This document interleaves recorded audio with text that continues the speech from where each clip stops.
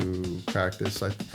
The interesting thing for me, and I think the seduction of being here in the Middle East, is the ambition to build things.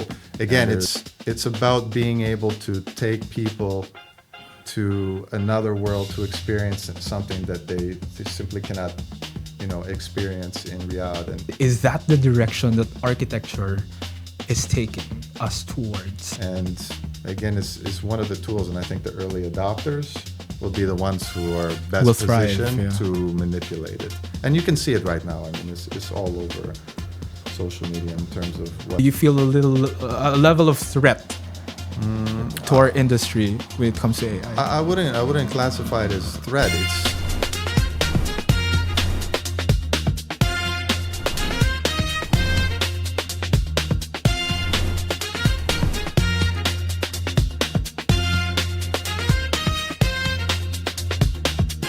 Hi everyone, welcome back to Lines to Legacies. I am your host, Alexis Reyes, and with one of my co-hosts here is Irene Domingo. Hi Irene. Hi. So today I'm excited for our episode. We have a really special guest. Tim Winstanley is currently the design director at Atkins, one of the world's leading design, engineering, and project management consultancies. He's also the founding principal of Anomaly Architecture. Over the past 2 decades, Tim has played a key role in shaping iconic, forward-thinking projects across the globe, including the acclaimed Al Wasl Pavilion for Expo 2020 in Dubai. Tim is a registered architect in the U.S. state of Illinois and Arizona and a member of the National Council of Architectural Registration Boards. He is also an active member of both the American Institute of Architects and the Royal Institute of British Architects. Ladies and gentlemen, help me welcome Mr. Tim Winstanley. Thank you very much for having me. Thank you so much for having the time to be here with your busy schedule and all. Always a pleasure to be with the UAP. Yeah, thanks for that. Our team, the research team and us, went through your profile, of course, as we should. One of the things we found interesting was that from the year of 2011 to 2012, you served as editor for the ArchDaily. During these years, you have authored several articles on design.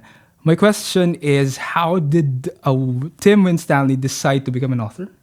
And how did your experience as a writer influence your design philosophies? That's a good question. So actually, I think those were somewhat of the early days of ArchDaily, and they ran a thing for people to submit to write articles for them. So I authored a kind of hypothetical piece, and they selected me to write for them. So that was actually while I was in school in Arizona. So to kind of keep myself busy on top of graduate school, that's what I was doing during that time. So writing the articles on various topics. Yeah. Was that really an interest of yours, writing or designing, or just did it just on the side? Well, I think like all of us, we're always scrolling through the sites like ArchDaily, Design, all of this. So actually to be a part of that and to author articles, and there was freedom to explore topics that I could author myself as well. So it's about furthering your knowledge and keeping active in the profession. What topics were you interested in? What topics were like a student Tim interested in? I think it varies everything. I mean, a lot of the articles that I wrote on were of kind of classical buildings. That was kind of a theme that they were doing at the time, but also things, there was an author I wrote about integrated project delivery. So that's all about how you're delivering projects from the concept through to the time that the bricks and mortar go into the ground. Yeah. So different ways other than, say, the traditional design, tender, build. And this was something that actually I was learning while I was in grad school as well, being mentored by some of the American architects who were teaching at the school. Yeah. So you mentioned that you were also you wrote about project delivery. Just curious on how it's different from in the States from it is here in the US in terms of project delivery and execution. Here in the UAE? Yeah.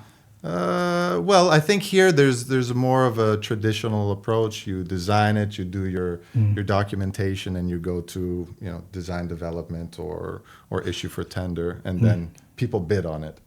Whereas something like integrated project delivery, which is it's not necessarily the the right way to go for all projects, but when you're dealing with highly complex, big ticket items, that are going into the billions of dollars, the difference with that is that everybody has a vested interest. So that's where you gather the owner, the contractor, and the architect, and they all basically sign on to get the best possible product. And then any kind of savings are distributed amongst the three entities. Consider it almost like a joint venture in simpler terms. Right. And then, or it can be reinvested into the project. But either way, everybody has a vested interest to get the best possible product, to do things the most efficient way.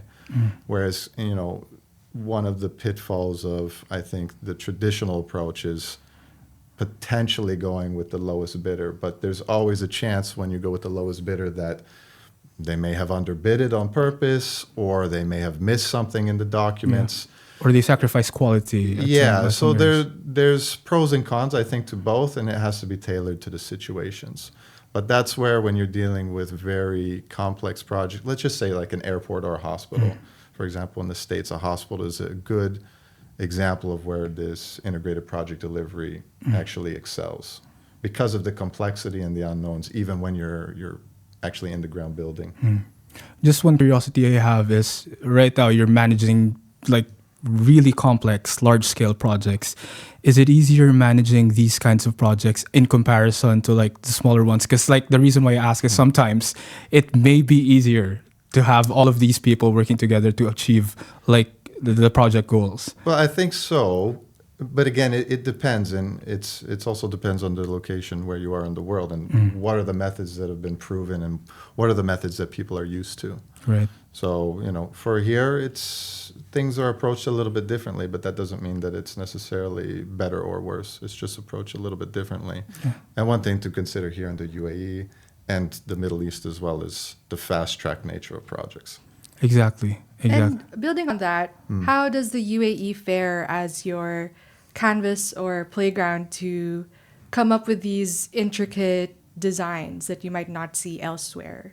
I think the UAE is probably one of the best places for an architect to practice. The interesting thing for me, and I think the seduction of being here in the Middle East, is the ambition to build things, and there's a can-do attitude here, which you don't necessarily encounter in other places of the world, but really there's an ambition to do better, to do the best, and to get it done. And can you say how far does ambition drive you? Because along the way, there will be a lot of setbacks, a lot of challenges. Yeah, but I think that's part of the process of being an architect. Without the challenges, then it becomes easy, and then everybody can do it. But those challenges are what build upon your skill sets to apply to the next project. I think every project should be challenging, and there should be some hurdles to better yourself as an architect and the team, and you can apply that to the next projects.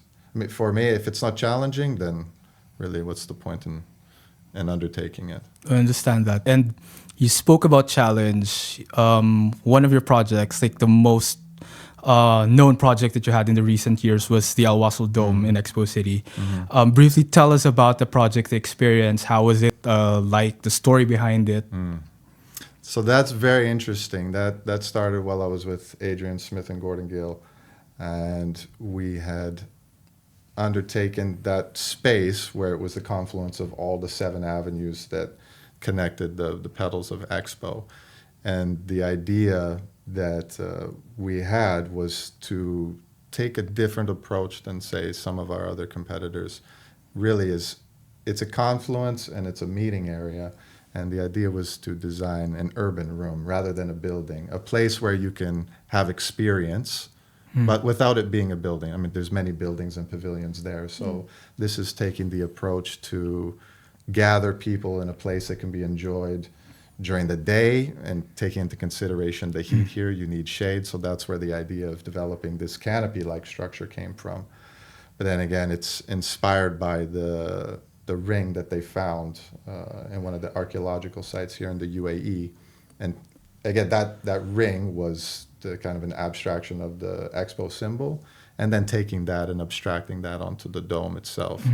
And then furthermore, what can you do to activate it at nighttime as well? And that's where the idea of the projections came from, which in and of itself was a whole undertaking that had never really been done before in terms of projecting onto fabrics.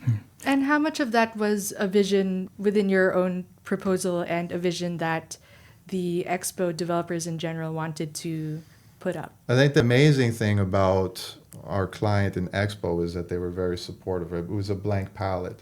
So, together when the partners at Adrian Smith and Gordon Gill came up with the idea and then to breathe that into life, they were very supportive.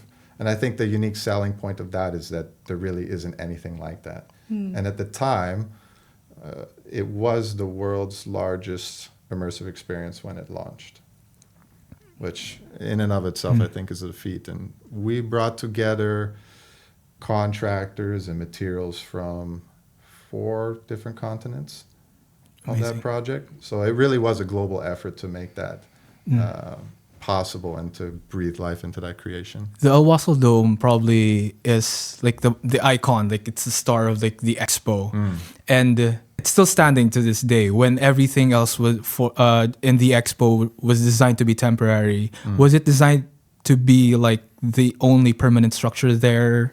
Yeah, so we had originally worked on the Legacy master plan for Expo. So the whole point of El Wasl Dome was it was designed for legacy mode, so what we're calling now Expo City. And it was always designed to be the anchor point of that. And since it's on access with the metro and every other road there, it will always be the center point and the gathering space for everybody in that community.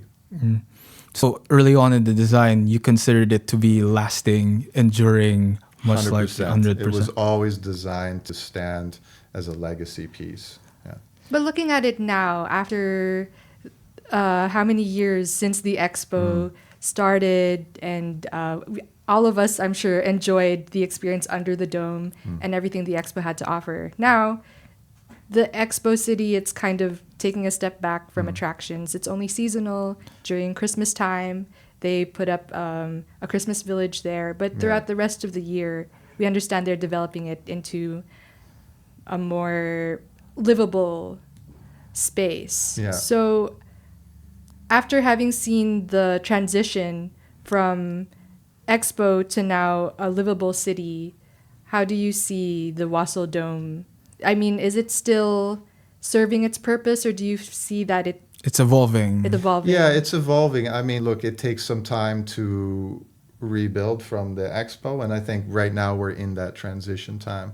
But they've hosted concerts there. We have the stage that comes up from the basement, and I think that's one of the attractions of living there. Amongst the fact that I think it's one of the greenest places as well, in terms of the trees and the pedestrian aspect of it.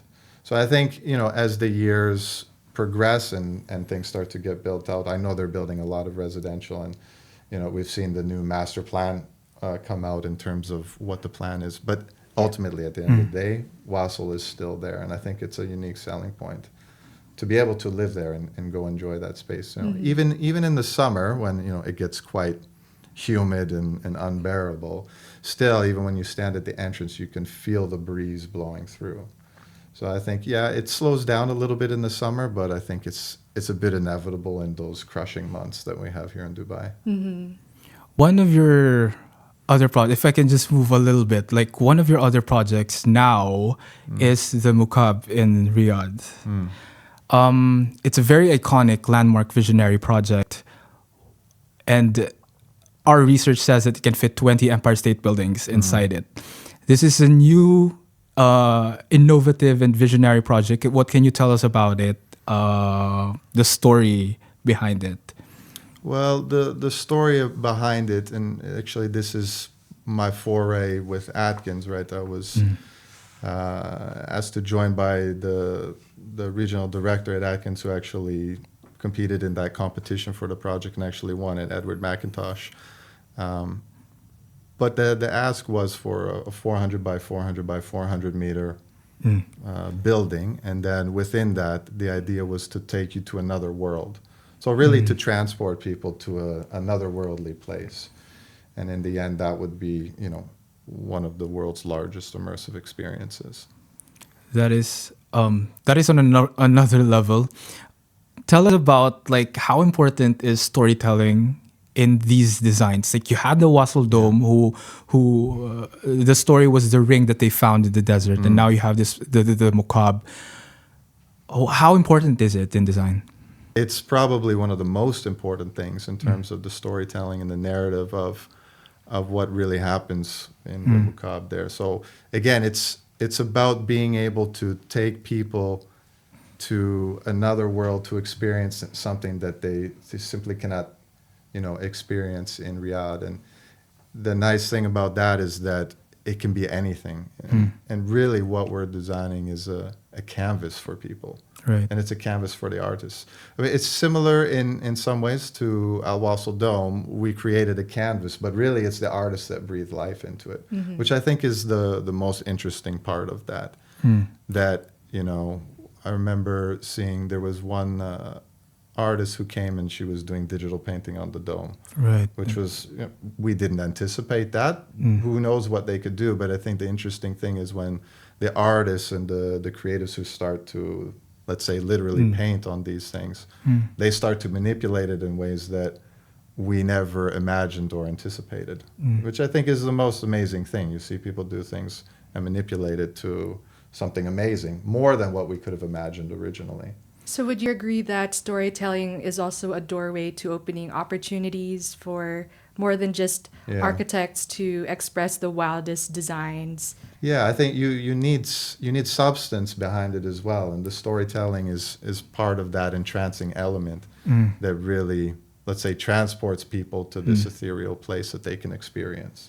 You mentioned a lot about like transcendent places or like places that just give you a different experience. Just out of curiosity, which buildings or what structures do you find in your view deliver that? It doesn't have to be of this generation. Like it can be like from the previous. Your favorite structures.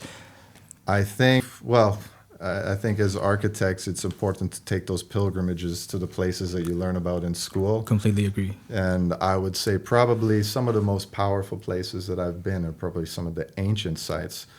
For example, Angkor Wat, to experience the vastness and even to, there's a curiosity about it. How did they build these things? And it's nearly perfect, but it's set deep in a jungle. Or even when you go to, let's say, the tombs in Luxor, right, and you go see the temples all over Egypt. I mean, these places are amazing because pictures don't do it justice. Yeah. And I think it's relatable because you can go back thousands of years, and it would be so difficult to even build that today. And to see these things that were built back then, for me, this is very inspiring. So I would say a lot of the ancient archaeological sites, for me, is the most inspiring. I mean, there's modern examples, but those ones I think have had a profound impact on me. And living here in the UAE has been nice to be able to get to those places rather easily. Exactly. And they stand the test of time. Like they do. But seeing as how nowadays we can seemingly achieve anything and everything. Like there are no limits, especially within Dubai. When people look back on the structures here in Dubai, let's say hundreds of years from now, do you think they will have that same sense of awe and wonder? How did they achieve this? And what kind of stories were experienced here? Because I also have had the privilege of going through the temples of Luxor and the pyramids of Egypt, and just seeing it in person. The books and the pictures do not do it justice. 100%, so yeah. I can only imagine exploring other places and feeling that same sort of reverence and awe. So with modern technology today, do you think that same reverence and awe and curiosity and mystique can be felt in the future? I think so. I mean, several buildings come to mind specifically here in the UAE. I mean, one of my personal favorite buildings is the Louvre in Abu Dhabi. And I think, mostly because as an architect, we go to these museums and to experience the architecture as well as the exhibits. And I think a building like that, while it's simple, there is a complexity to it, and in terms of, the filigree of the facade and the dome covering of it. But really, my favorite part about it is how it starts to play with non-material elements, for Right. example, which is light. Light. And you see the light, the dappling of the pattern there. And actually, if I could reference Al Wassel, it's somewhat of a similar idea as well, is playing with these immaterial things. You know, when you see the shadow patterns that the filigree of the dome projects onto the ground, you have a solid pattern from the steel, you have a somewhat translucent shadow from the fabric, and then you have another shadow from the seams. So for me, yeah, the Louvre, and of course the Burj Khalifa is an amazing building, and I think it's a pioneer, you know, that was designed in the late 90s by Adrian Smith, and still stands the test of time. One of the most beautiful buildings, I think, in the world in terms of the tower typology. We've had like guests also on the show who spoke of architecture bringing out this emotion, this deep sense of feeling when they look at the buildings. How do you think emotion plays a role in architecture? And my question is, when you design buildings, what kind of feelings do you wish to evoke to its users? Well, I think every building should solicit emotion from people. I mean, at the end of the day, and I strongly believe, it's about crafting experience rather than say something that's built. It's a built thing, but ultimately you're crafting experiences for people. And I think the most satisfying thing is when you hear what people saying, this building made me feel a particular way, or I love this space because of X, Y, Z. You know, and I could say the same about myself. For example, when you're touring the temples in Egypt, it's mind-blowing because the scale, and you can just stand there for hours or sit there for hours and admire it. Yeah. You know, from the hieroglyphics that are on the pillars to, it's just amazement and wonder. And I think that's one of the key things that, as architects, that we strive to do. And I feel like you also appreciate it more because you know the story behind it, the amount of work and labor that it took to construct these things, Definitely. given what they had during that time. Yeah. And it standing up to this day and knowing what purpose it served during those times. I feel like it contributes to that sense of, damn, like these really Yeah. Maybe it wasn't necessary because it was just built for pharaohs. The pyramids were just built as a final resting place for the pharaohs. Like, it wasn't for the people, but then now, thousands of years later, visitors come all over the world just to see what it's like. Yeah. We'll be back after a short word from our sponsors.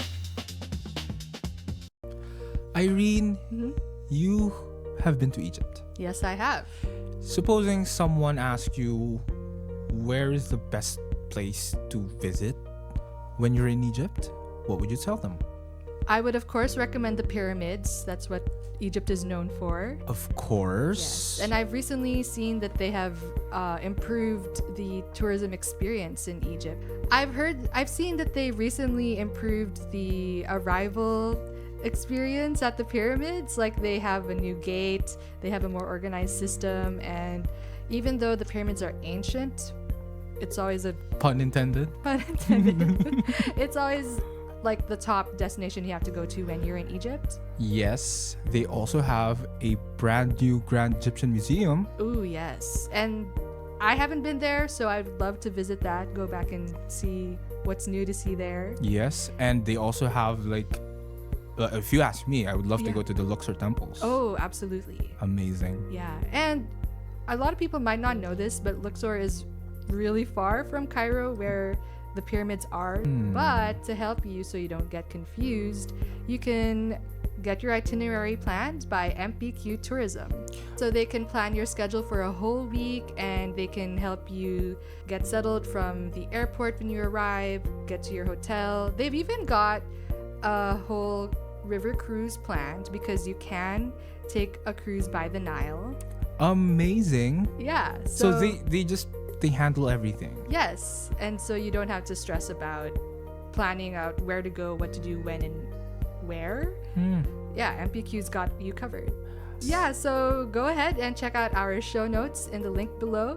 And I'd also like to say that MPQ Tourism has been our generous sponsor for today's episode. Oh. Yeah, so thank you, MPQ Tourism. Thank you, MPQ Tourism. And now we're back to the episode. And though, would you say that in a place like Dubai, there's a lot of construction going on? People indeed. just keep building, building, building for investors and developers. Do you think that that experience, that prioritization of building that sense of awe and wonder and wanting people to be inspired, could that be lost in the hustle and bustle of everything in the industry? I think it can be, but I think that's part of our role as architects and our responsibilities is to, even when we're commissioned with a project, is to help guide these projects in such a way that you help craft through the urban fabric, that you help craft the experience. And of course, every brief will be challenging and have its nuances that you have to satisfy. Of course, you need to have a return on investment. And I think that's where the challenges that we're tasked with overcoming and solving those with unique solutions. You mentioned a lot something about the immersive experiences. Like I want to touch on this very briefly because many years ago, like decades ago, you would not imagine to have the kind of scale of immersive experience that Al Wasl Dome or the Mukab has right now. Like, do you think the level or the scale of immersive experiences is rapidly growing, and is that the direction that architecture is taking us towards? Well, I think in such a, let's say, digitized world that we have now, and kind of attention spans seem to be shrinking, it's an interesting question because, for example, the Wasl Dome was I would say my first foray into this digital kind of immersive experience, right? And I think that also pioneered a lot of things, and it's something that is at a magnitude that, let's say, lots of people can experience at the same time. It's somewhat different. I mean, you can think of things like the Team Lab experience in Abu Dhabi, as well as these are immersive experiences. I think it should be done in a tactful way, and I wouldn't necessarily be an authority to comment on how that should be executed, because I think the beauty of architecture is that we all approach it from different perspectives. But I do think it needs to be crafted in a way that is specific to whatever the intent was, and not to be like a Las Vegas, let's say. The reason why I ask that is, like, I'm curious to know whether it will creep in to residential, commercial, retail, all of this, since it's such a rapidly growing like field and endeavor. And even the Mukab, like a 400 by 400 cube, which now houses like a dome that will feature like it's on a different level. And if I can add on that, if you don't mind, how do you think that will play in places that are not as well developed as the UAE or Saudi Arabia, like third world countries, like in our personal experience in the Philippines or in overcrowded places?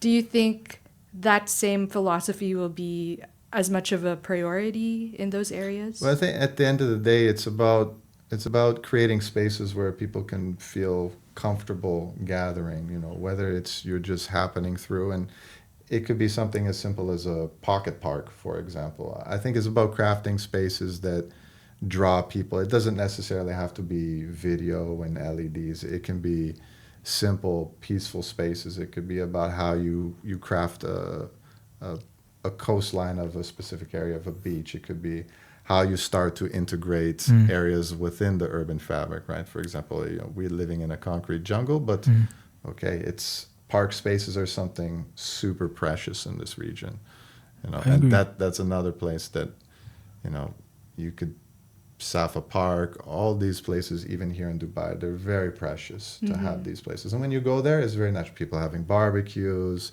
you're bumping into your friends. It's this impromptu, and I would say that too could be classified as immersive experience. It's just a different palette of materials that you're using. So you can actually say that even the pyramids or like the spaces that were built during the time, the Colosseum or these avenues of spectacle were actually immersive experiences in their own right. Like it doesn't have to be, as what you said, it doesn't have to think be, so.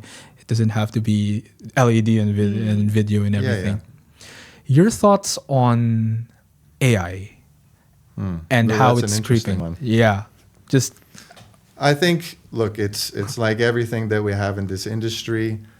If you don't embrace it, you will probably get left behind. And I think there's a lot of validity. I mean, it is a bit of a catchphrase term these days, but even where we're using it as one of the many tools in the toolbox that we have as architects, whether that's to speed up processes in terms of visualization.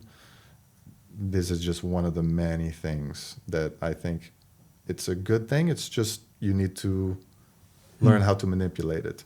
It's the same thing as when parametrics in the early 2000s, mid 2000s was starting to gain traction, and it sort of became a buzzword. And I wouldn't necessarily classify anything as parametric architecture. It's just a tool to help enhance the workflow. And it all depends on who the artist is that's controlling it and how you craft things. are you particularly integrating it into your own workflow? Yeah, 100%. 100%. Especially with the fast track nature of things here. Yeah. I mean, it's definitely been helpful in terms of shortening time frames, in terms of crafting and developing the material that helps support the storytelling. Right. And, visuals is one of the key things for that, since we're all very visual Yeah. in this profession, and our clients are visual as well. I'm just curious on how you think it will affect the creative process of architects, especially because it's rapidly advancing. Yeah. So like you can even see pictures on social media of like these structures that were built by AI, and like I'm just curious on, do you feel a level of threatened? Do you feel a level of threat to our industry when it comes to AI? I wouldn't classify it as threat. It's something new. Obviously, we're kind of at a peak here where the excitement is quite high about the potential for what it can do. I think there's many things. The visual aspect of it, that's probably something that gets the most traction these days because you can immediately consume it. But there's also other aspects of that, in terms of machine learning, and it could be something as simple as laying a parking lot out that an algorithm and an AI can test tens of thousands of things in a fraction of the time. And I think the people who start to engage with this, beyond just the visuals, this will only enhance and increase the productivity. And a lot of our guests also say that, because we ask them questions about AI as well, and they keep on telling us that architecture, our field, it's more than just the look of it, or like the efficiency that AI can bring. It all boils down to the human aspect of it, and that's something that can't be replicated or can't be produced by machine learning. At least not yet. At least not yet. At least not yet. Yeah. But is there something you feel Yeah. that architects have that can't be overtaken by AI, at least as early as now? As early as now, I would say intuition and a gut feeling is something that you couldn't necessarily quantify. Yeah. Although probably we're getting very near to the time where it can simulate that. And who's to say what the future holds? But I think at the moment, it's a tool that if you don't embrace it, you'll probably get left behind. And again, it's one of the tools, and I think the early adopters will be the ones who are best Will thrive, positioned to manipulate it. And you can see it right now. I mean, it's all over social media in terms of what you can do. And even in our own workflows, actually, it's been quite helpful. Yeah. Yeah, quite helpful. It doesn't take away from the creative process, at least in my opinion. At the moment, it only enhances and speeds things up. If we want to run through a basic massing and test, facades rapidly, what would take us days, now we can do in hours, for example. But again, it's up to you as the architect to craft that, to manipulate it, and ultimately author it. Of course, somebody can come out and say, well, the AI did the whole thing, and it's probably true. But is the human touch there? I don't know. Hard to say. But the horizon, I think, is closing in terms of, let's say, a lot of the automation of the stuff that we do. But again, it's only as good as the input until the At the prompt, Yeah. At the moment. You can easily see that change, like within a year or two. That can Yeah. easily be a completely different story. Now we're speaking about threats to architecture. I just want to, because there's recent news. There was news of President Trump making federal architecture beautiful again by using classical architecture as the main style of federal buildings. What are your thoughts on this? Is it good? Is it bad? Where does Tim Winstanley stand with this? I think architecture is subjective. So that's the beauty of it, is that architecture is subjective. So, and you have to remember that the political situation changes rather fast every 4 years in the States with the cycles. So buildings take time as well. Right? Exactly. So buildings aren't built, overnight. They do take years, especially large capital projects. I think we have to see where it goes with that. Your fondness of, you mentioned earlier that you were also fond of classical architecture, like even as a student. And then do you still feel that same sense of awe when you're faced with a classical building, classical architecture, to the point that you want to incorporate it in your new structures or new buildings? Well, I think it's important to always experience other people's architecture. I think that makes you better as an architect. I wouldn't necessarily say that I'm a firm believer of replicating anything. I think everything should have your own personal touch, although I think as architects we are subconsciously influenced by others, and I think that's inevitable, right? The modernist movement, you have the likes of Nutra, these are very influential to me. But could I design like that? Probably not. But the ideas that they have and the way that they approach things, I think, they do filter through in the way that you approach things. And add to that, I feel like it's important to have like this sort of freedom when having our design. You know what I mean? Like the creative process is something that's very difficult to contain. Yeah. Or to put in a nutshell. Yeah, for sure. Yeah. How do you encourage your team to foster, to be creative? Like, do you have like, how do you quantify creativity in your own team? Like, what do you think, what ideas are best for you? Well, I think the best ideas always rise to the top, but it's important for everybody to explore, because some people will come with an idea that you wouldn't necessarily think of. So I think that's the beauty of working in a team, is where you can gather a bunch of ideas, and some ideas may migrate to another one, and that's where you come up with the best solution. I don't think there's necessarily one right approach or one best way. So, when we're designing projects, everybody has input. I mean, that's important. And how does Atkins know when someone, or when you're taking someone on board your team, how do you know that you're a right fit or a right culture fit? Well, that's a big question. I think 90% of doing any architecture project is about your team. And it's about coalescing the right people around you, the people who can provide strengths where you may not necessarily have a strength in one aspect. And it's about building out a well-rounded team. But ultimately, it comes down to, I think, how you get along with people. I mean, architecture, yes, it's all about design, but behind the scenes and the success to every project is a team that works like a well-oiled machine. And that's hard to quantify, but that takes time to build. And everybody should be, I think, learning on a project something new, myself included, because if we're not learning something new, why be an architect? I think it's always important to be growing and learning and challenging yourself on the next projects. The next project should be the best project. And I like how in our field, like the metrics of success are not strictly on whether your building was celebrated or whether it stood the test of time. It can also be like in the process of building your building, you have that internal sense of success, like your team, like to be able to deliver drawings or to be able to deliver like the demands of project management is one success of its own. And to have your structures such as the Al Wasl Dome celebrated in itself is also a metric of success. So that comes apparent to me. Yeah. So how about for you?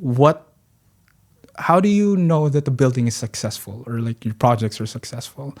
Well, I think anytime you get a building built, it's successful. I mean, obviously, one of the most satisfying moments as an architect is when the building starts to come out of the ground. Yeah. I think Yeah. there's no better feeling than seeing a project that you contributed to and that you worked on actually come to life. And I think the second part of that success, if you have the opportunity, is how people react to that, either the space or its impact on a skyline. It's really hearing and seeing how people actually use that space. And sometimes it's used for things that may not have been in the original plan, but then you see, I didn't think of that, but they've taken this space and used it in a certain particular way. Yeah. It's adaptive. Yeah. Yeah. And for young designers out there, how do you encourage them to be innovative? And also going back to how you were as a student, you said you contributed to ArchDaily as a student, and that doesn't only require research but also personal experience. So how do you encourage these young professionals to get that experience? And how do you also, in the senior level, welcome these young professionals to gain the experience that they need? I think part of it is you should never be too shy to voice an opinion. But then again, you need to create an environment where people are free to voice an opinion. I think, especially in the early phases, you should just let the creativity flow, let the ideas come out, whether it's right or wrong. It's kind of irrelevant. You should get all the ideas out of there. And even for people in school, I always tell people, just go crazy. Don't hold back. I mean, if somebody's saying you cannot do that, why not? You should be saying, why shouldn't I do that?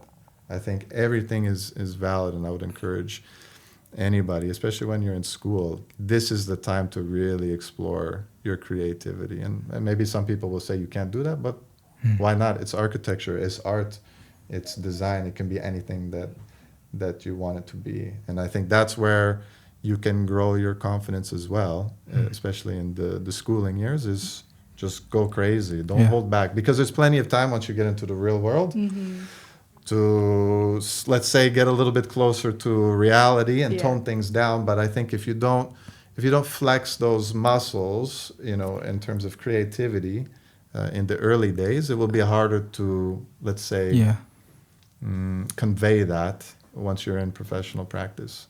And sometimes you should just propose things. If somebody says no, it's fine. Yeah. You keep moving on. But at least you explored these ideas. I think the important thing is moving through that process. I could do a sketch 10 times. And throw them all out because it doesn't work. Yeah. But that's just part of the process and the beauty of architecture. Last question. We could speak all day regarding architecture, but the last question is, what excites you about our field moving forward to the next 10, 20, 30 years? That's a good one.